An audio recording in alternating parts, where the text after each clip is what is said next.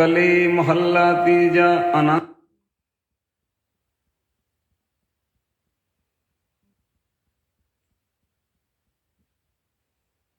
हर रंग लागू इस जुग में, जाको हर रंग लागू इस जुग में, सो कहियत है सूरा,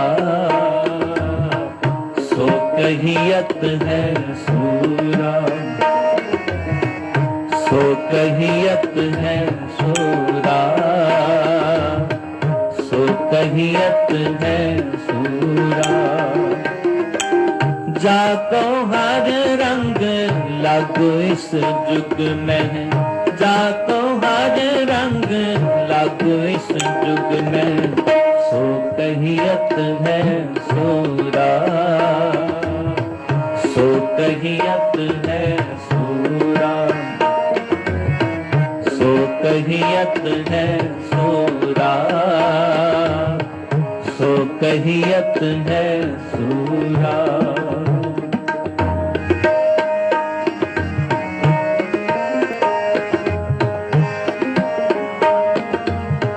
आत्म जिणे सगल वसता के,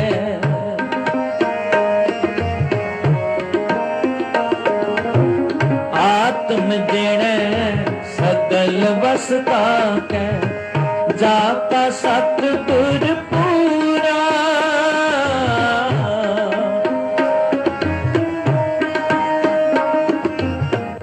जाका सतगुर पूरा,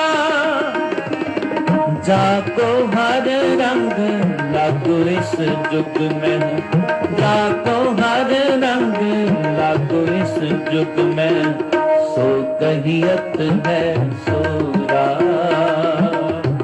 सो कहियत है सूरा, सो कहियत है सूरा, सो कहियत है सूरा।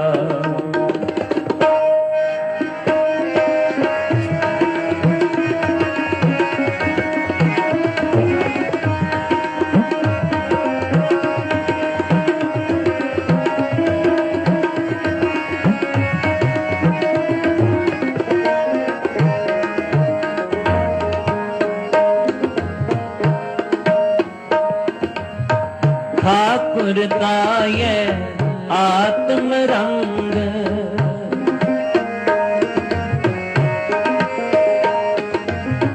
ठाकुर का ये आत्म रंग,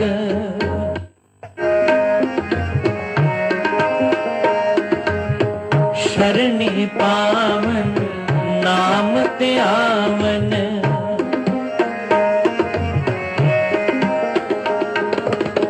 शरणी पावन नाम त्यावन, सहज समावन संग,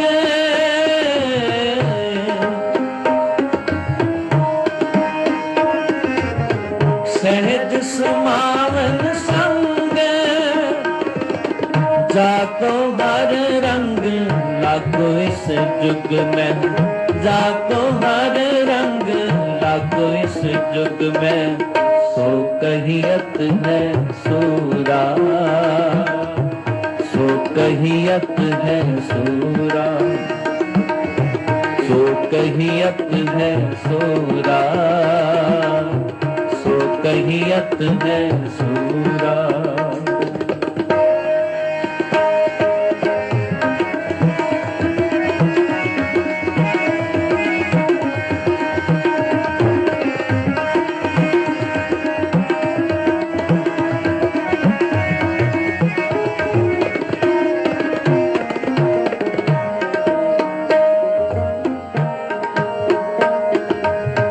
जन के चरण वसै में रही रे,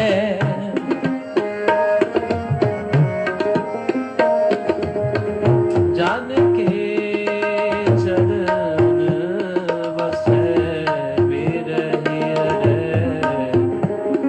वसै में रही रे, वसै में रही संग पुनीता देहि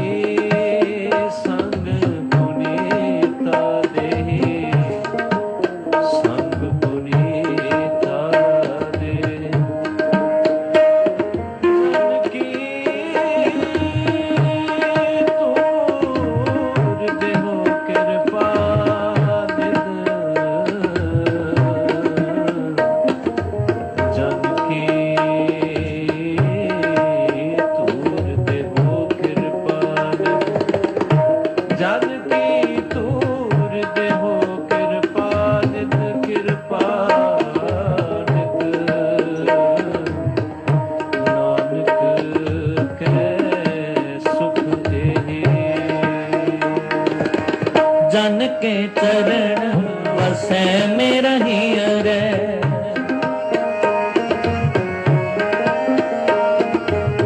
जन के चरण वसै मेरा हियरै। संग पुनीता के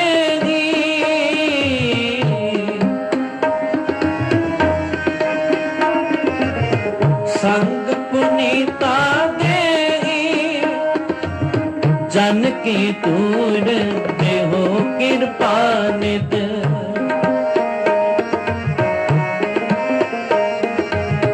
जन की तूर देहो कृपा नित। नानक कै सुख एही।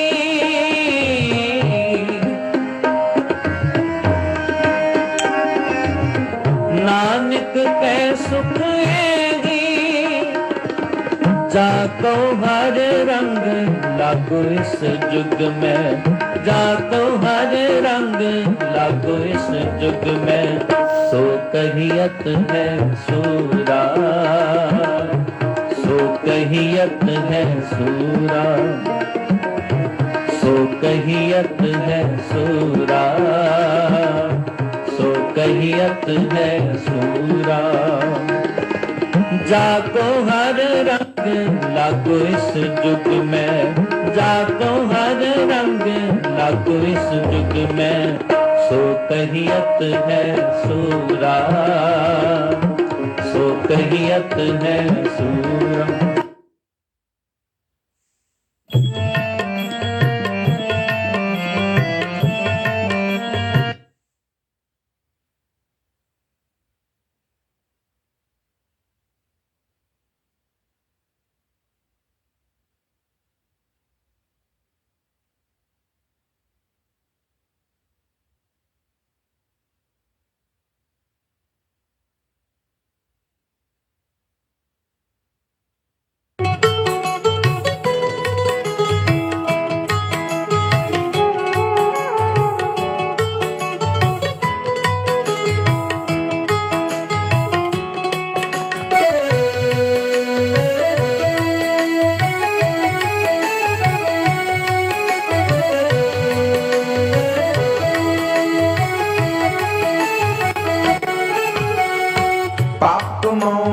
ਛੱਡ ਦੇ ਬੰਦਿਆ। ਪਾਪ ਕਮਾਉਣੇ ਛੱਡ ਦੇ ਬੰਦਿਆ। ਅੰਤ ਸਮੇਂ ਪਛਤਾਵੇਂਗਾ। ਧਰਮ ਰਾਜ ਦੀ ਵਿੱਚ ਕਚਹਿਰੀ ਮਾਰ ਜਮਾ ਤੋਂ ਖਾਵੇਂਗਾ। ਪਾਪ ਕਮਾਉਣੇ ਛੱਡ ਦੇ ਬੰਦਿਆ। ਅੰਤ ਸਮੇਂ ਪਛਤਾਵੇਂਗਾ। ਧਰਮ ਰਾਜ ਦੀ ਵਿੱਚ ਕਚਹਿਰੀ ਮਾਰ ਜਮਾ ਤੋਂ ਖਾਵੇਂਗਾ। ਪਾਪ ਕਮਾਉਣੇ ਛੱਡ ਦੇ ਬੰਦਿਆ।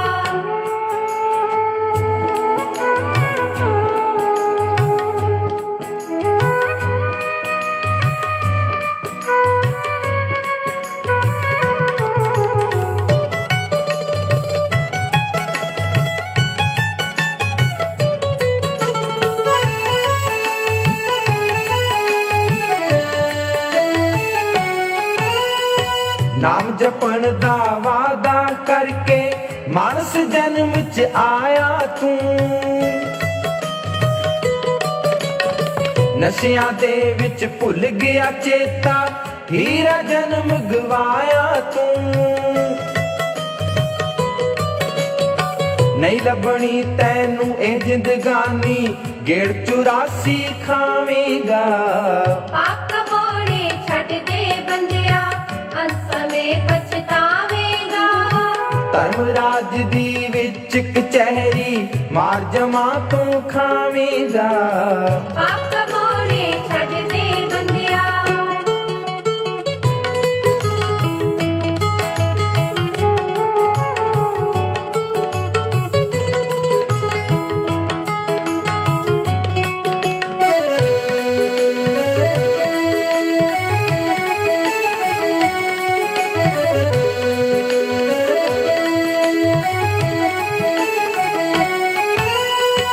ਛੱਡ ਦੇ ਧੰਦੇ ਮਾੜੇ ਬੰਦਿਆ। ਪਰ ਸੁਣ ਲੈ ਗੁਰਬਾਣੀ ਓਏ। ਅੰਤ ਸਮੇਂ ਤੇਰੇ ਨਾਲ ਜੋ ਜਾਣੀ ਦੁੱਧੋਂ ਛਾਣੇ ਪਾਣੀ ਓਏ। ਬਾਤ ਕਿਸੇ ਨਾ ਤੇਰੀ ਪੁੱਛਣੀ ਕਿਸ ਨੂੰ ਰਪਟ ਲਿਖਾਵੇਂਗਾ। ਪਾਪ ਮੋੜੇ ਛੱਡ ਦੇ ਬੰਦਿਆ ਅਸਵੇਂ ਪਛਤਾਵੇਂਗਾ। ਧਰਮ ਰਾਜ ਦੀ ਵਿੱਚ ਕਚਹਿਰੀ ਮਾਰ ਜਮਾ ਤੋਂ ਖਾਵੇਂਗਾ। ਪਾਪ ਮੋੜੇ ਛੱਡ ਦੇ ਬੰਦਿਆ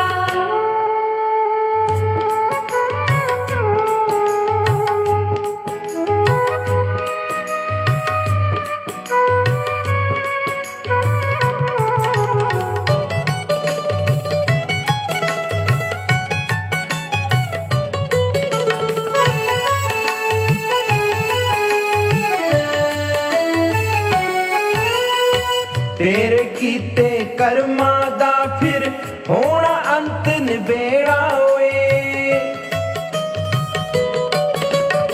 ਅੰਗ ਸਾਕ ਸਭ ਛੱਡ ਜਾਣਗੇ ਕੋਈ ਨਾ ਬਣਨਾ ਤੇਰਾ ਓਏ।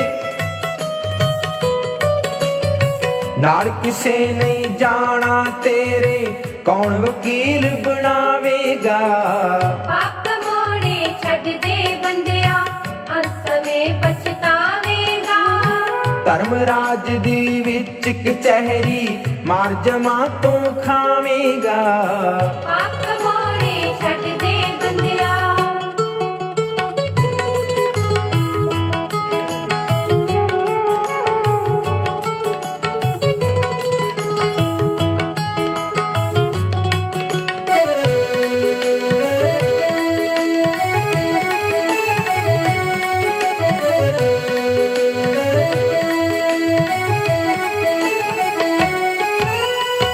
ਜੋ ਬੀਜੇਗਾ ਉਹੀਓ ਵੱਢਣਾ ਅੰਤ ਸਮੇਂ ਸੁਣ ਬੰਦਿਆ ਤੂੰ। ਅਜੇ ਵੀ ਤੇਰਾ ਕੁਝ ਨਹੀਂ ਵਿਗੜਿਆ ਛੱਡ ਦੇ ਮਾੜੇ ਧੰਦਿਆਂ ਨੂੰ। ਬੂਟੇ ਮਿਸ਼ਰੀ ਵਾਲਿਆ ਓਏ ਤੂੰ ਹੱਥ ਮਲਦਾ ਰਹਿ ਜਾਵੇਂਗਾ। ਪਾਪ ਮੋੜੇ ਛੱਡ ਦੇ ਬੰਦਿਆ ਅਸਵੇਂ ਪਛਤਾਵੇਂਗਾ। ਧਰਮ ਰਾਜ ਦੀ ਵਿੱਚ ਕਚਹਿਰੀ ਮਾਰ ਜਮਾ ਤੋਂ ਖਾਵੇਂਗਾ। ਪਾਪ ਮੋੜੇ ਛੱਡ ਦੇ ਬੰਦਿਆ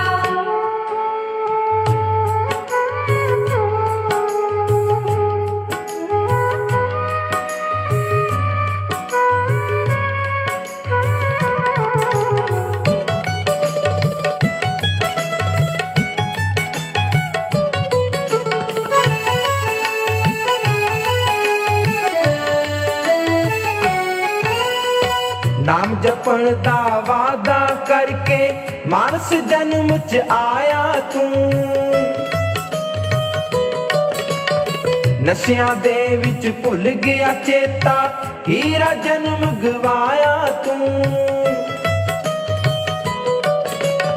ਨਹੀਂ ਲੱਭਣੀ ਤੈਨੂੰ ਇਹ ਜ਼ਿੰਦਗਾਨੀ ਗੇੜ 84 ਖਾਵੇਂਗਾ। ਪਾਪ ਮੋੜੇ ਛੱਡ ਦੇ ਬੰਦਿਆ ਅਸਵੇਂ ਪਛਤਾਵੇਂਗਾ। ਧਰਮ ਰਾਜ ਦੀ ਵਿੱਚ ਕਚਹਿਰੀ ਮਾਰ ਜਮਾ ਤੋਂ ਖਾਵੇਂਗਾ। ਪਾਪ ਮੋੜੇ ਛੱਡ ਦੇ ਬੰਦਿਆ ਅਸਵੇਂ ਪਛਤਾਵੇਂਗਾ। ਧਰਮ ਰਾਜ ਦੀ ਵਿੱਚ ਕਚਹਿਰੀ ਮਾਰ ਜਮਾ ਤੋਂ ਖਾਵੇਂਗਾ। ਪਾਪ ਮੋੜੇ ਛੱਡ ਦੇ ਬੰਦਿਆ ਸਤਿਗੁਰੂ ਪਾਤਸ਼ਾਹ ਨੇ ਗੁਰਬਾਣੀ ਦੇ ਵਿੱਚ ਹਰ ਇੱਕ ਗੁਰੂ ਦੇ ਪਿਆਰੇ ਨੂੰ ਹਰ ਇੱਕ ਪ੍ਰਾਣੀ ਨੂੰ ਇਹ ਉਪਦੇਸ਼ ਦਿੱਤਾ ਹੈ ਕਿ हे ਬੰਦਿਆ, हे ਪ੍ਰਾਣੀ, ਤੂੰ ਐਸੇ ਕੰਮ ਨਾ ਕਰ ਜਿਨ੍ਹਾਂ ਕਰਕੇ ਤੈਨੂੰ ਪਛਤਾਉਣਾ ਪਵੇ। ਜੇ ਤੂੰ ਪਾਪ ਕਰੇਂਗਾ, ਗਰੀਬਾਂ ਦਾ ਲਹੂ ਨਿਚੋੜ ਕੇ ਪੀਵੇਂਗਾ, ਉਹਨਾਂ ਤੇ ਜ਼ੁਲਮ ਕਰਕੇ ਧਨ ਇਕੱਠਾ ਕਰੇਂਗਾ, ਤਾਂ ਤੈਨੂੰ ਧਰਮ ਰਾਜ ਦੀ ਕਚਹਿਰੀ ਵਿੱਚ ਜਮਾ ਤੋਂ ਮਾਰ ਖਾਣੀ ਪੈਣੀ ਹੈ। ਪਾਤਸ਼ਾਹ ਨੇ ਆਖਿਆ ਕਿ ਇਹ ਪ੍ਰਾਣੀ, ਤੂੰ ਉਸ ਵਾਹਿਗੁਰੂ ਅਕਾਲ ਪੁਰਖ ਨਾਲ ਜੋ ਵਾਅਦਾ ਕਰਕੇ ਆਇਆ ਸੀ ਨਾ, ਨਾਮ ਜਪਣ ਦਾ, ਉਹਨੂੰ ਭੁੱਲ ਗਿਆ ਹੈ। ਭੁੱਲਣਾ। ਪਾਤਸ਼ਾਹ ਆਖ ਰਹੇ ਨੇ, ਉਸ ਵਾਹਿਗੁਰੂ ਦਾ ਸਿਮਰਨ ਕਰਿਆ ਕਰ। ਪਾਪ ਕਰਮ ਕਰਕੇ ਧਨ ਇਕੱਠਾ ਨਾ ਕਰ, ਐਸ਼ੋ ਆਰਾਮ ਦੇ ਸਾਧਨ ਇਕੱਠੇ ਨਾ ਕਰ। ਸਾਧ ਸੰਗਤ, ਜਦੋਂ ਬੰਦੇ ਦਾ ਮਨ ਪਾਪੀ ਹੋ ਜਾਵੇ ਨਾ, ਤਾਂ ਉਹ ਕਿੱਥੋਂ ਤੱਕ ਚਲਿਆ ਜਾਂਦਾ ਹੈ, ਕਿੱਥੋਂ ਤੱਕ ਪਹੁੰਚ ਜਾਂਦਾ ਹੈ। ਇੱਕ ਐਸੀ ਵਾਰਤਾ ਆਉਂਦੀ ਹੈ ਕਿ ਇੱਕ ਬ੍ਰਾਹਮਣ ਮੰਦਿਰ ਵਿੱਚ ਹਰ ਰੋਜ਼ ਨੇਮ ਨਾਲ ਰਮਾਇਣ ਦੀ ਕਥਾ ਕਰਦਾ ਹੁੰਦਾ ਸੀ। ਤੇ ਸਾਧ ਸੰਗਤ, ਉਸ ਮੰਦਿਰ ਵਿੱਚ ਭਗਵਾਨ ਸ਼੍ਰੀ ਰਾਮਚੰਦਰ ਜੀ ਅਤੇ ਲక్ష్మణ ਦੀਆਂ ਮੂਰਤੀਆਂ ਸਨ, ਤੇ ਉਹਨਾਂ ਮੂਰਤੀਆਂ ਦੇ ਬਿਲਕੁਲ ਸਾਹਮਣੇ ਸ਼੍ਰੀ ਹਨੂਮਾਨ ਜੀ ਦੀ ਮੂਰਤੀ ਸੀ।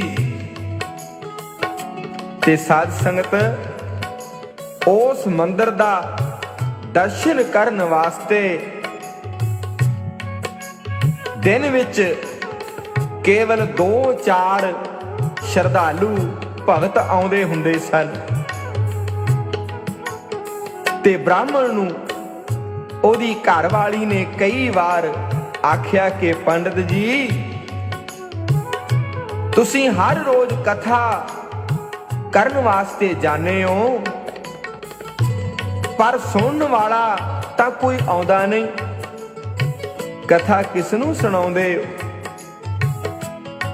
ਕਥਾ ਦੇ ਭੋਗ ਉਪਰੰਤ ਤੁਹਾਨੂੰ ਕੋਈ ਲਾਭ ਤਾਂ ਹੋਣਾ ਨਹੀਂ।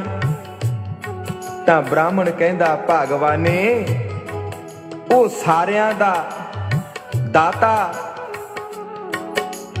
ਸਾਰਿਆਂ ਦਾ ਭਗਵਾਨ, ਸਭਨਾਂ ਨੂੰ ਦੇਣ ਵਾਲਾ ਉਹ ਰਾਮ ਹੈ। ਤੇ ਮੈਂ ਹਰ ਰੋਜ਼ ਕਥਾ ਭਗਵਾਨ ਸ਼੍ਰੀ ਰਾਮਚੰਦਰ ਜੀ ਨੂੰ ਸੁਣਾਉਣਾ। ਜੋ ਕੁਝ ਮੇਰੀ ਕਿਸਮਤ ਦੇ ਵਿੱਚ ਲਿਖਿਆ ਹੈ ਨਾ, ਉਹਨੂੰ ਕੋਈ ਟਾਲ ਨਹੀਂ ਸਕਦਾ, ਉਹ ਮੈਨੂੰ ਮਿਲ ਜਾਣਾ ਹੈ। ਕਹਿੰਦਾ, ਭਗਵਾਨੇ, ਉਸ ਸ਼ਕਤੀਵਾਨ ਪ੍ਰਮਾਤਮਾ ਤੇ ਭਰੋਸਾ ਰੱਖਣਾ ਚਾਹੀਦਾ।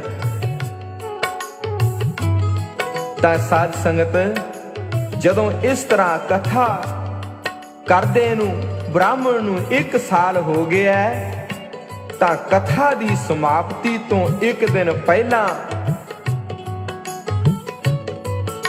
ਭਗਵਾਨ ਸ਼੍ਰੀ ਰਾਮਚੰਦਰ ਜੀ ਦੀ ਮੂਰਤੀ ਦੇ ਵਿੱਚੋਂ ਆਵਾਜ਼ ਆਈ ਕਿ ਹੇ ਹਨੂਮਾਨ,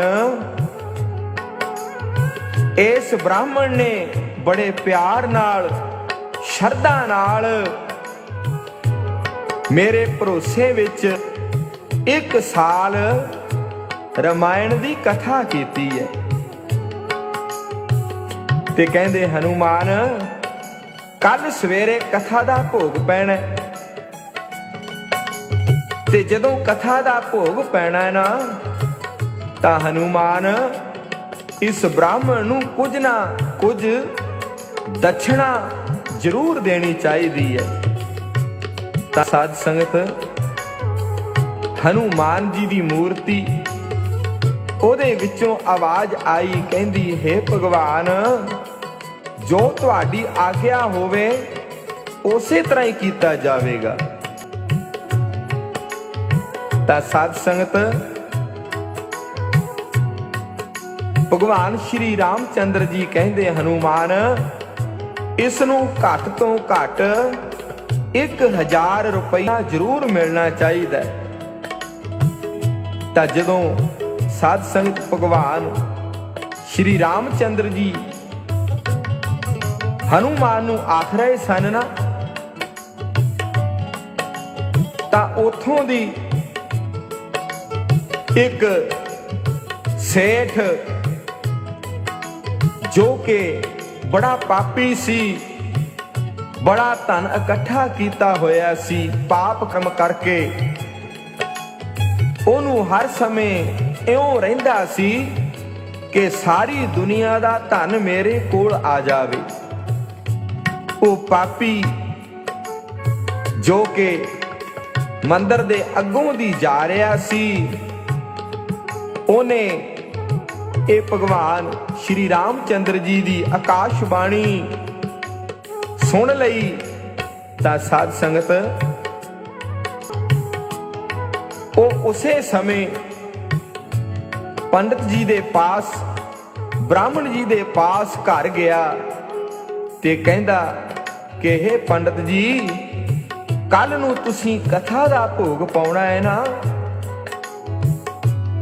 ਤਾਂ ਮੇਰੇ ਨਾਲ 500 ਰੁਪਏ ਵਿੱਚ ਠੇਕਾ ਕਰ ਲਓ। ਬ੍ਰਾਹਮਣ ਜੀ ਕਹਿੰਦੇ, ਬਈ ਸੇਠ ਕਿਸ ਚੀਜ਼ ਦਾ ਠੇਕਾ? ਤਾਂ ਉਹ ਸੇਠ ਕਹਿੰਦਾ ਕਿ ਜੋ ਕੱਲ ਦੀ ਤੁਹਾਡੀ ਆਮਦਨ ਹੋਵੇਗੀ ਨਾ, ਉਹ ਮੇਰੀ ਹੋਵੇਗੀ ਤੇ ਤੁਸੀਂ ਮੇਰੇ ਪਾਸੋਂ ਅੱਜ ਹੁਣੇ ਹੀ 500 ਰੁਪਇਆ ਲੈ ਲਵੋ। ਸੇਠ ਨੇ ਮਨ ਵਿੱਚ ਸੋਚਿਆ, ਇਹਨੂੰ 500 ਦੇ ਦੇਣਾ ਤੇ ਕੱਲ ਨੂੰ ਮੈਨੂੰ 1000 ਰੁਪਇਆ ਆ ਜਾਣਾ। ਪਾਪੀ ਮਨ ਕਹਿੰਦਾ 500 ਰੁਪਇਆ ਹੁਣੇ ਹੀ ਲੈ ਲਓ। ਤਾਂ ਸਾਧ ਸੰਗਤ ਉਹ ਭੋਲਾ ਬ੍ਰਾਹਮਣ, ਉਹ ਸ਼ਰਧਾਵਾਨ ਬ੍ਰਾਹਮਣ ਬੜਾ ਖੁਸ਼ ਹੋਇਆ, ਕਹਿੰਦਾ ਮੈਨੂੰ ਮਨਜ਼ੂਰ ਹੈ। ਤਾਂ ਸੇਠ ਨੇ ਉਸੇ ਸਮੇਂ 500 ਰੁਪਇਆ ਬ੍ਰਾਹਮਣ ਜੀ ਨੂੰ ਦੇ ਦਿੱਤਾ। ਤੇ ਸਾਧ ਸੰਗਤ ਜਦ ਦੂਸਰੇ ਦਿਨ ਕਥਾ ਦੇ ਭੋਗ ਦਾ ਸਮਾਂ ਆਇਆ ਨਾ, ਤਾਂ ਉਹ ਸੇਠ ਵੀ ਮੰਦਰ ਦੇ ਵਿੱਚ ਆ ਬੈਠਾ ਤੇ ਬ੍ਰਾਹਮਣ ਨੇ ਰਮਾਇਣ ਦੀ ਕਥਾ ਦਾ ਭੋਗ ਪਾਇਆ। ਪਰ ਸਾਧ ਸੰਗਤ ਉੱਥੇ ਇੱਕ ਵੀ ਪੈਸਾ ਚੜ੍ਹਤ ਨਾ ਆਈ, ਕੋਈ ਚੜਾਵਾ ਨਾ ਆਇਆ, ਕਿਉਂਕਿ ਉੱਥੇ ਤਾਂ ਅੱਗੇ ਵੀ ਕੋਈ ਸ਼ਰਧਾਲੂ ਨਹੀਂ ਸੀ ਆਉਂਦਾ। ਜਦੋਂ ਕੋਈ ਪੈਸਾ ਨਾ ਆਇਆ ਤੇ ਸੇਠ ਬੜਾ ਹੈਰਾਨ ਹੋਇਆ। ਪੰਡਤ ਬੜਾ ਖੁਸ਼ ਹੈ, ਘਰ ਨੂੰ ਚਲਿਆ ਗਿਆ। ਪਰ ਸੇਠ ਨੇ ਕ੍ਰੋਧ ਵਿੱਚ ਆ ਕੇ, ਗੁੱਸੇ ਵਿੱਚ ਆ ਕੇ ਸਾਧ ਸੰਗਤ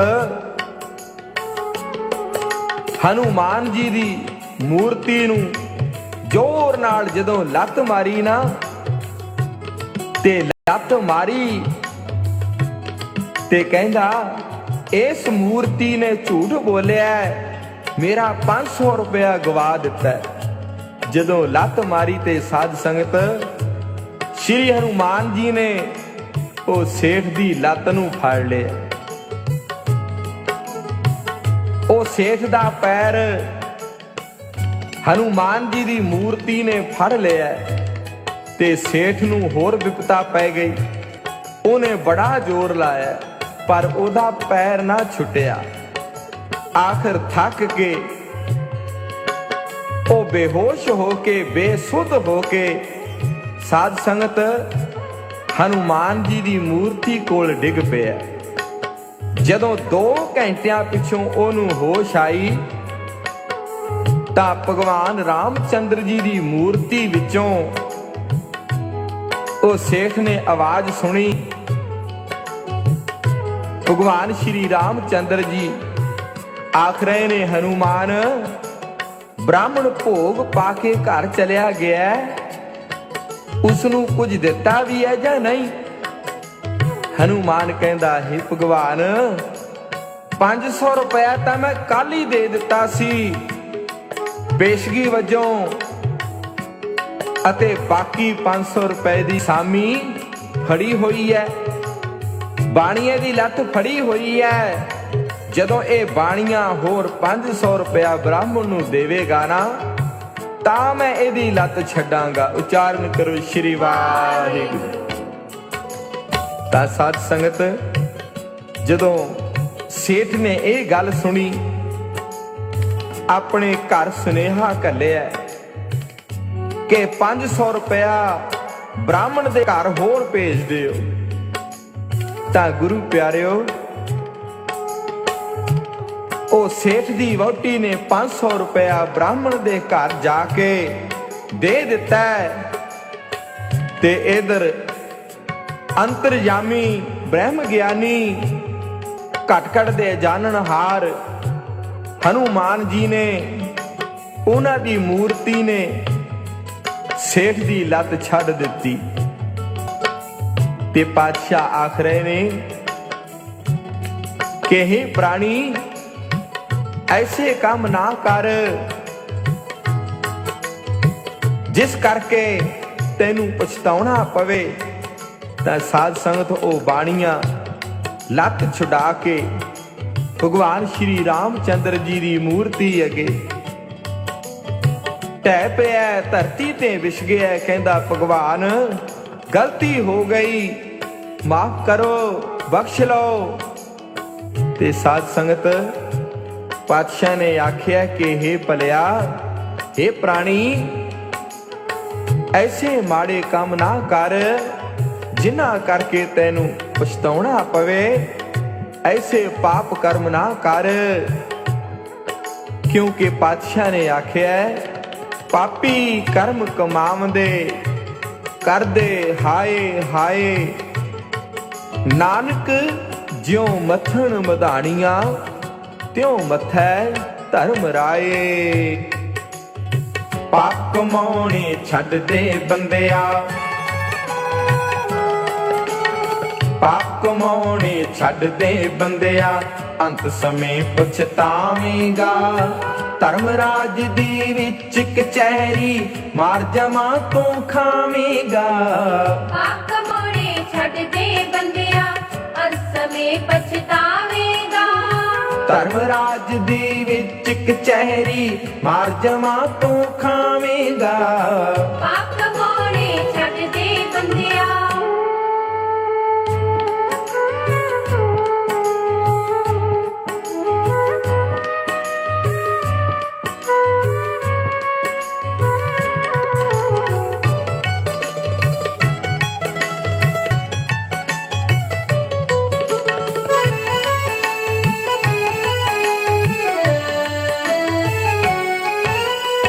ਜੋ ਬੀਜੇਗਾ ਉਹੀਓ ਵੱਢਣਾ, ਅੰਤ ਸਮੇਂ ਸੁਣ ਬੰਦਿਆ ਤੂੰ। ਅਜੇ ਵੀ ਤੇਰਾ ਕੁਝ ਨਹੀਂ ਵਿਗੜਿਆ, ਛੱਡ ਦੇ ਮਾੜੇ ਧੰਦਿਆਂ ਨੂੰ। ਬੂਟੇ ਮਿਸ਼ਰੀ ਵਾਲਿਆ ਓਏ ਤੂੰ ਹੱਥ ਮਲਦਾ ਰਹਿ ਜਾਵੇਂਗਾ। ਪਾਪ ਕਮਾਉਣੇ ਛੱਡ ਦੇ ਬੰਦਿਆ, ਅੰਤ ਸਮੇਂ ਪਛਤਾਵੇਂਗਾ। ਧਰਮ ਰਾਜ ਦੀ ਵਿੱਚ ਕਚਹਿਰੀ ਮਾਰ ਜਮਾ ਤੂੰ ਖਾਵੇਂਗਾ। ਪਾਪ ਕਮਾਉਣੇ ਛੱਡ ਦੇ ਬੰਦਿਆ। ਸਤਿਗੁਰੂ ਪਾਤਸ਼ਾਹ ਉਹਨਾਂ ਨੇ ਆਖਿਆ ਕਿ हे ਪ੍ਰਾਣੀ, ਇਹ ਮਨੁੱਖਾ ਜਨਮ ਤੈਨੂੰ ਕਈ ਜਨਮ ਭੋਗ ਕੇ ਇਹ ਪ੍ਰਾਪਤ ਹੋਇਆ ਹੈ ਨਾ, ਤੇ ਇਹਨੂੰ ਐਵੇਂ ਨਾ ਗਵਾ। ਤੈਨੂੰ ਉਸ ਅਕਾਲ ਪੁਰਖ ਨੇ ਇਹ ਮਨੁੱਖਾ ਜਨਮ ਬਖਸ਼ਿਸ਼ ਕੀਤਾ ਕਿ ਤੂੰ ਨਾਮ ਜਪ ਕੇ ਸਿਮਰਨ ਕਰਕੇ ਬੰਦਗੀ ਕਰਕੇ ਆਪਣਾ ਅੱਗਾ ਸਵਾਰ ਲੈ, ਆਪਣਾ ਜਨਮ ਮਰਨ ਕੱਟ ਲੈ। ਇਹ ਹੀਰਾ ਜਨਮ ਹੈ, ਇਹਨੂੰ ਐਵੇਂ ਨਾ ਗਵਾ। ਸਾਧ ਸੰਗਤ, ਇਹ ਹੀਰਾ ਜਨਮ ਬੰਦਾ ਇਹ ਹੀਰੇ ਵਰਗੇ ਜਨਮ ਨੂੰ ਕੌਡੀ ਵਾਂਗੂ ਕਿਸ ਤਰ੍ਹਾਂ ਗਵਾ ਦਿੰਦਾ ਹੈ। ਇੱਕ ਵਾਰਤਾ ਆਉਂਦੀ ਹੈ ਕਿ ਇੱਕ ਰਾਜਾ ਜੰਗਲ ਵਿੱਚ ਸ਼ਿਕਾਰ ਖੇਡਣ ਲਈ ਗਿਆ ਤੇ ਅੱਗੋਂ ਇੱਕ ਹਿਰਨ ਨਿਕਲਿਆ ਰਾਜੇ ਨੇ ਹਿਰਨ ਨੂੰ ਮਾਰਨ ਵਾਸਤੇ ਆਪਣਾ ਘੋੜਾ ਉਹਦੇ ਪਿੱਛੇ ਦੌੜਾਇਆ, ਪਰ ਹਿਰਨ ਬਹੁਤ ਦੂਰ ਨਿਕਲ ਗਿਆ। ਰਾਜਾ ਸੈਨਾ ਤੋਂ ਵਿਛੜ ਗਿਆ।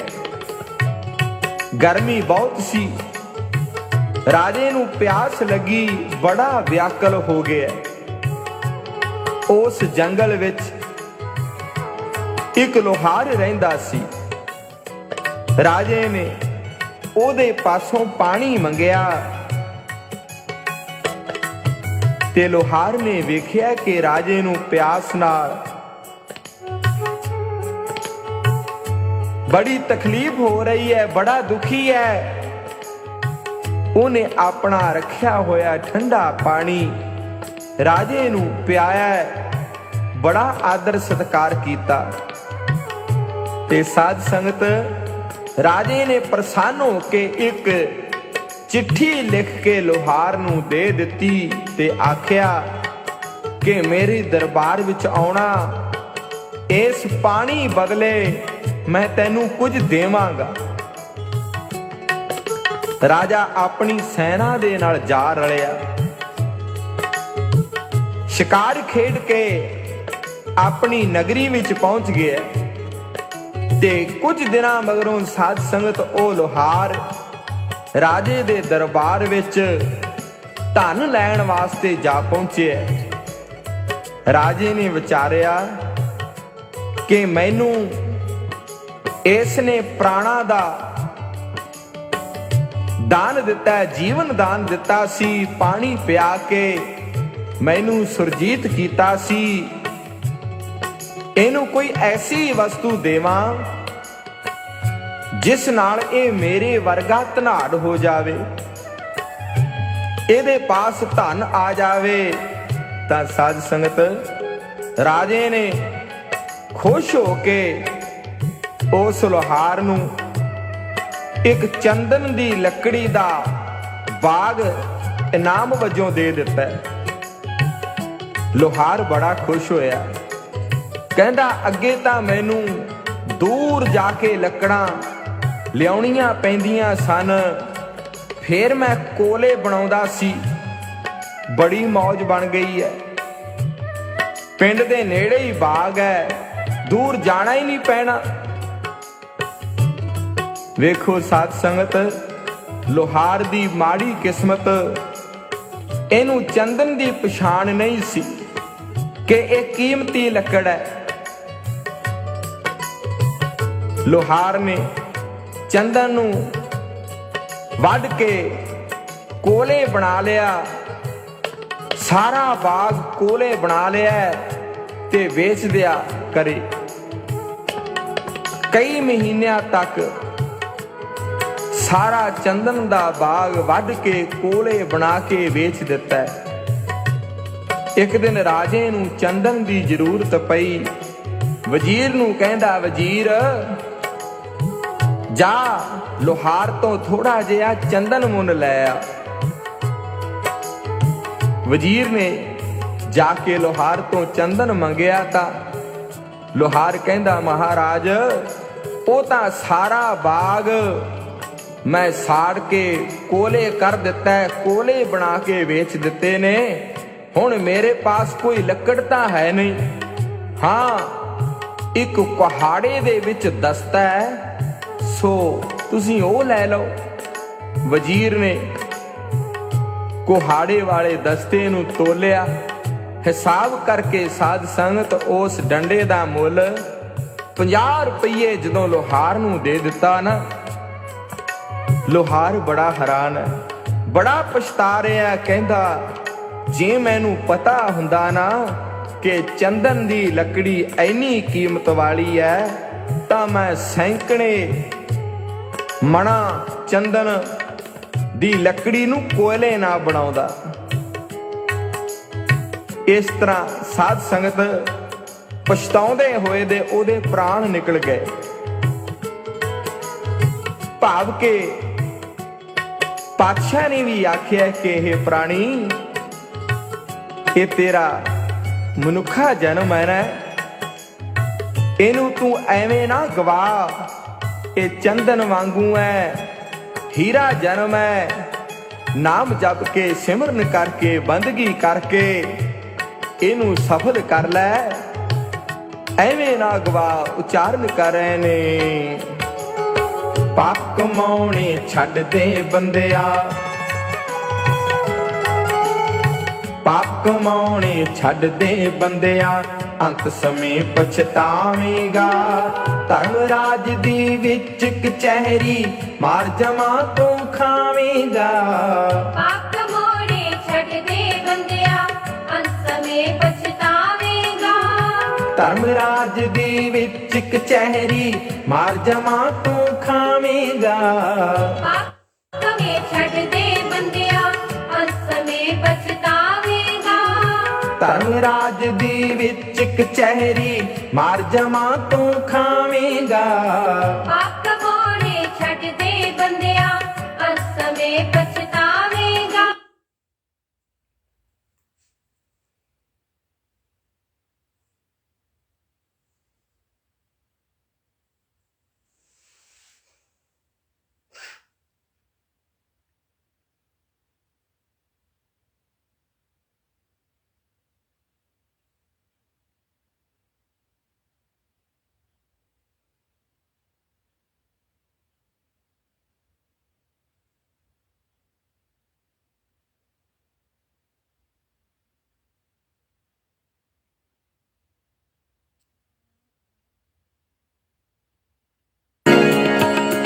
प्यार से बोलिए धन गुरु नानक, धन गुरु नानक, धन गुरु नानक। धन गुरु नानक।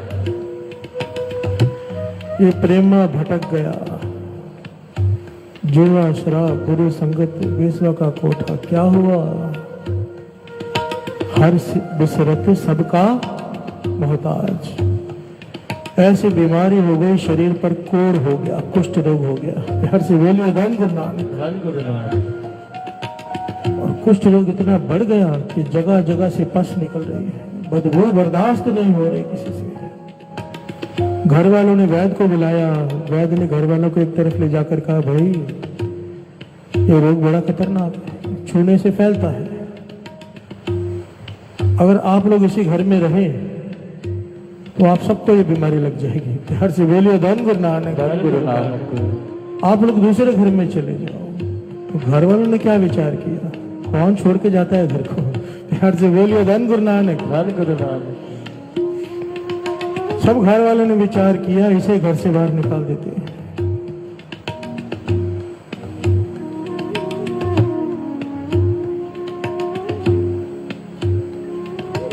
बड़ी अजीब बात है साथ, जब तक इंसान को ठोकर नहीं लगती ना तब तक उसको ज्ञान नहीं मिलता। ये बड़ी अजीब बात है।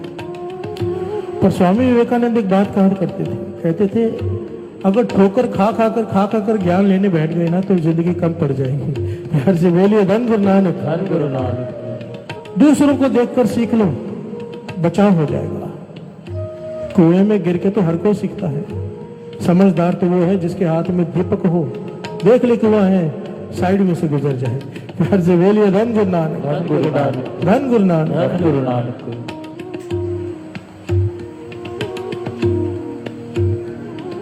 वही लोग हमें लगता है जो हमारे बिना रह नहीं सकते, जब तकलीफ आती है धक्के मार के बाहर निकाल देते हैं। हर से बोलिए धन गुरु नानक, धन गुरु नानक।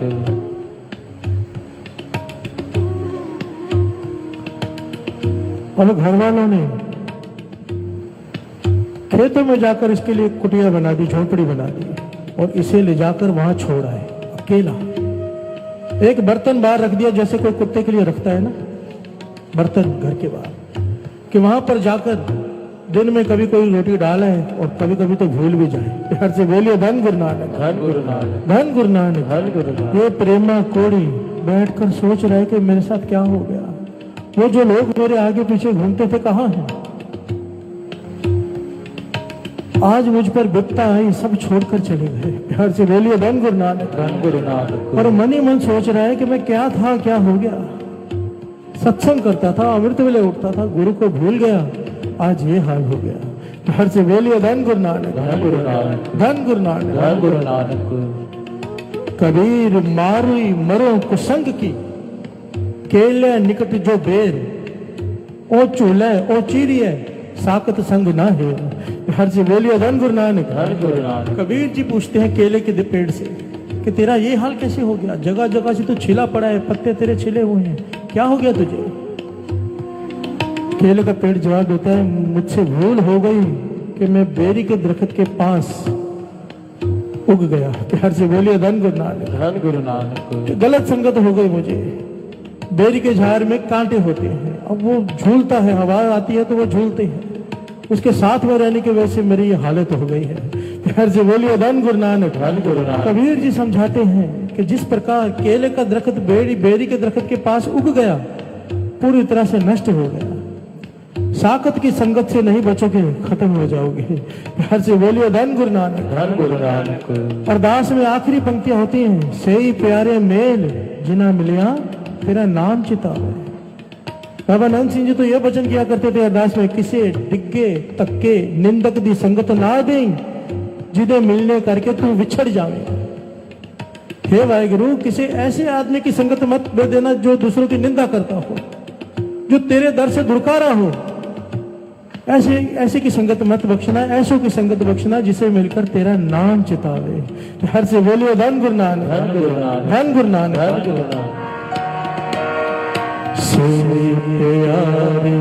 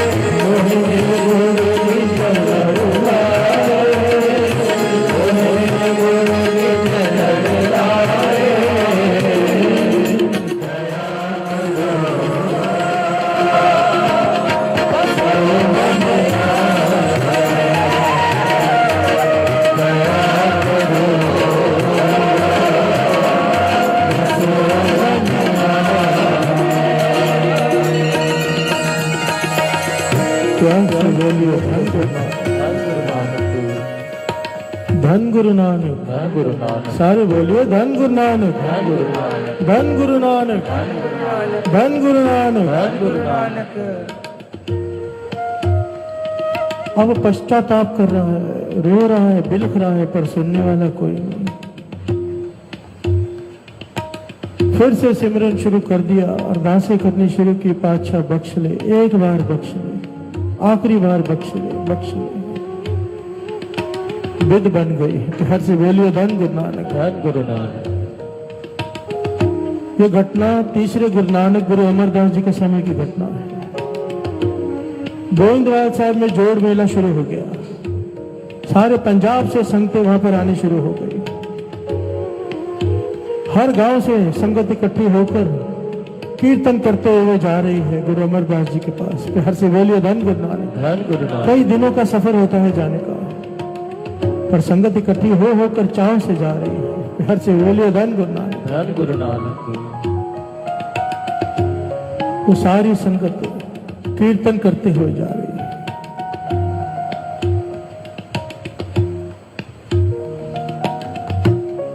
इतिहास में लिखा हुआ है कि जोटियों वाला कीर्तन करते हुए, जोटियों वाला कीर्तन में तो साथ संगत जी ढोलक बजता है, चिमटे बजते हैं, एक आदमी पीछे आगे बोलता है, बाकी सारी संगत पीछे बोलती है, बड़ा रस आता है उसमें। आओ 2 मिनट वो भी कर ले। संगत चाह रही है गुरु अमरदास जी के पास और आकर रुकी है प्रेमा कोड़ी की, जहां कुटिया है, जिस खेत में उसकी कुटिया है, आराम करने के लिए संगत रुक गई पास के खेत में। हर से बोलिए धन गुरु नानक, और कीर्तन कर रही है, एक बार दास एक बार सारी संगत।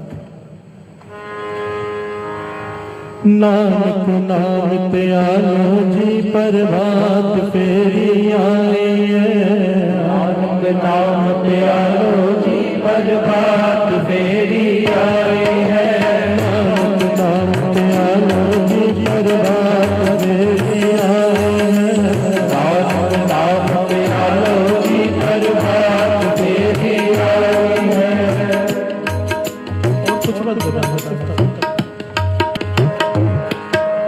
नानक नाम त्यालो जी प्रभात फेरी आई है, नानक नाम त्यालो जी प्रभात फेरी आई है। उठ के समा संभालो जी,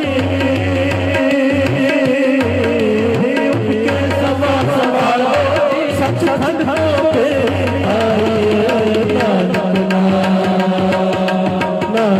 नाम त्यालो जी प्रभात फेरी आई है, नाम त्यालो जी प्रभात फेरी आई है। एक बार दास एक बार सारी संगत, साथी नहीं बोले, खाली संगत। नानक नाम त्यालो जी प्रभात फेरी आई है,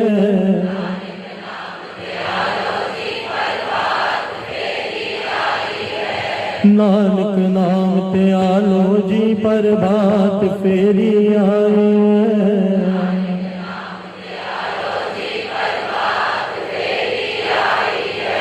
उठ के समा संभालो जी, उठ के सचखंड तो फेरी आई है। नानक नाम त्यालो जी प्रभात फेरी आई है,